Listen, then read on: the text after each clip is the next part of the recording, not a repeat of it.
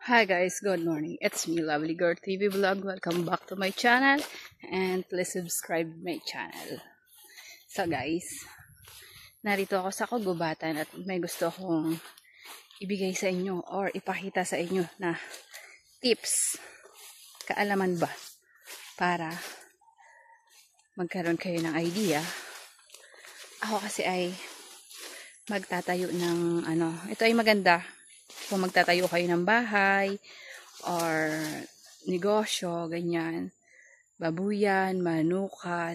So, malalaman nyo kung ano yung magandang solar ng bahay o itatayo yung negosyo. So, nandito ako sa sukalan para kumuha ng isang uri ng damo, halaman, ganyan. Ito ay tinatawag namin, ito, nakakita na ako guys. So, ayan. Ayan, nakakita na ako. Itutuso kasi ito dun sa tatayuan ko ng manukan ko. Ayan. Tapos, titingnan ko kung maganda yung solar ng isang lugar. Ayan. Ito yung halaman ito. Nakakita na agad tayo. Ayan. Kung kilala nyo ito, comment nyo nga. Ito yung tinatawag sa amin kasi na tagbak. Masarap din ang bunga nito.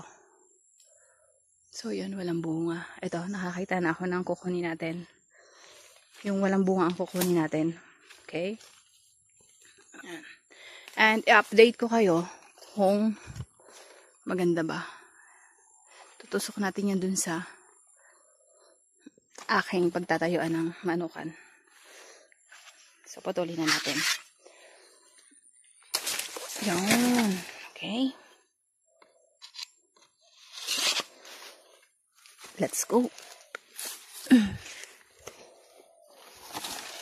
And hopefully na okay, na maganda yung pagtatayuan natin ng manukan. Titingnan natin kung maganda ang magiging solar niya para hindi pa na itatayo yung yung pagtatayuan nga natin ng manukan, malaman natin kung maganda ba yung pwesto, kung wala siyang mga negative bagang energy, yan na tinatawag negative energy.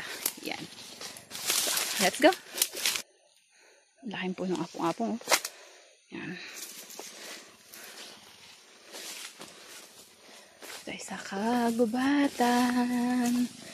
And wow. So, ganito rin yung gawin nyo kapag may gusto kayong malaman na pwesto na gusto nyo magtayo ng bahay, pang negosyo ba yan, ganyan. Ito ay very effective. Kumbaga ito yung pamamaraan ng mga sinaunang matatanda. Kumbaga yung mga pungsoy, ganyan. Ito yung pamamaraan nila ng sinaunang panahon. Okay? Oh, yan. Ganyan yung dahon niya. Palapit na tayo sa amin.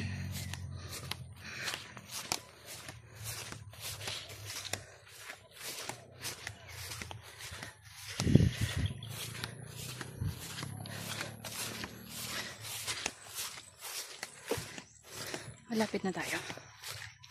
Okay.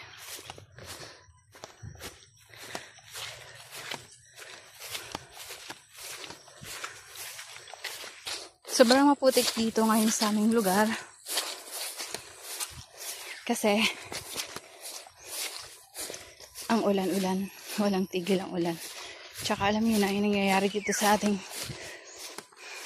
Pilipinas is puro bahaan ngayon.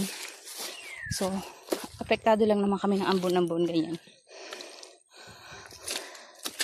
So, ayan. Hiningal ako.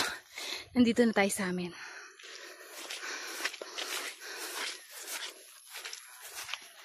Ayan.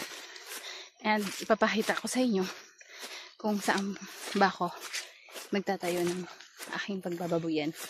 Manukan yung sabi ko kanina, no? Babuyan pala actually ang itatayo ko dito. Yan, basta mapababuyan man o manukan, yan, gumamit kayo ng ganito para malaman nyo kung maganda ba yung solar. Okay? Ito nga pa lang yung part na pagtatayuan ko. So, ayan. Yung parte na yan. Yan, diyan ako magtatayo. And then, Tara. Tusok natin to. Dito lang naman banda. Oops.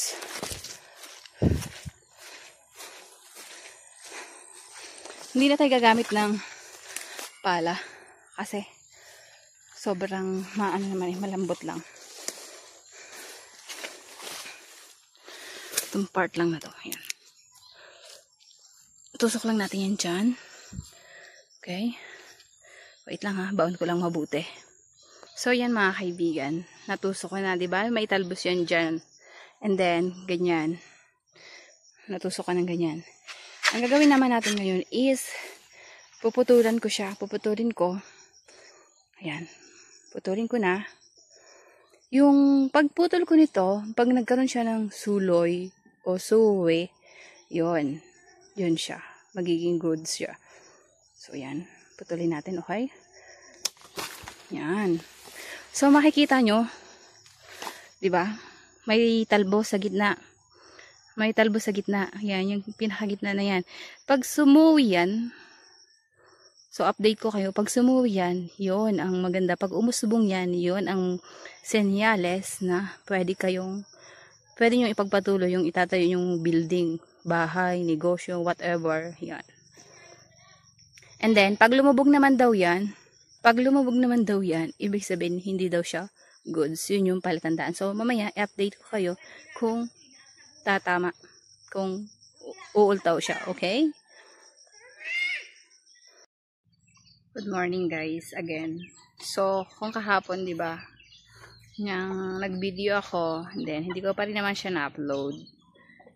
Ipapakita ko sa inyo yung, di ba, sabi ko yung tips para malaman nyo kung maganda yung lupa na pagtatayuan nyo ng inyong bahay, negosyo, babuyan yun. Kung maganda yung solar, kumbaga feng shui. So, yun.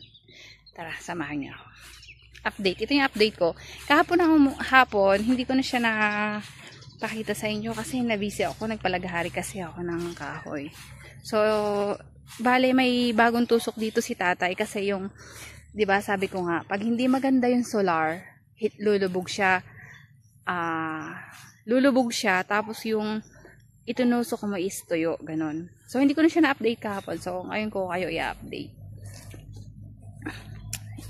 So, diba, dito ako sa part na ito nagpunta, and then, so, ibig sabihin, itong part na to, yan, itong part na to, ito nakita ko na. So, ibig sabihin, guys, itong part na to, so, makita nyo, diba, yan, ngayon pa lang is, lumubog na siya, kahapon pa lang lumubog na yan, hindi ko na napakita sa inyo, diba, tsaka hindi siya sariwa. So, it means, itong lugar na ito is, hindi siya pwedeng pagtayuan. Yan. Ito yung kahoy na tagbak ha, nakakain din yung bunga nito. Tagbak sa amin kung tawag. And then, itong part na ito itong pangalawa ko naman, so, yan. Ganun. Ito, so, yan. Sumuloy siya. Yan. Sumuloy siya. Maganda. Maganda yung energy. Yan. Yung part na yon, so, negative energy. So, ibig sabihin, pwede kang umadjust papunta ron. Umadjust papunta ron sa pagtatayo.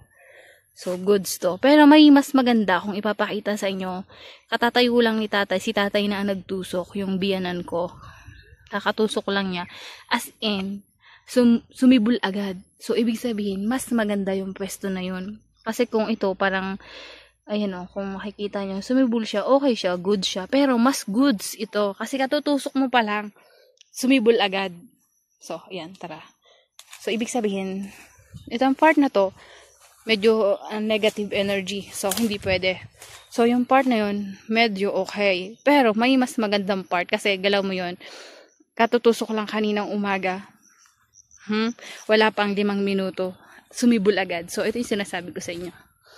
Sumibol agad. Ayan. O, diba? Kung makikita nyo. Ayan, o. Yan. Ayan, o. Umuslit agad. Wala pa yung maghapon, ha. Hindi pa yan nakakamaghapon siya. Tumubo. Ayan o, may usbong na agad. So, what more kung makamaghapon siya and then bukas pa. Siguro baka mahaba na. So, ito yung sinasabi ko sa inyo na pwede nyong gawin na tips. So, goods.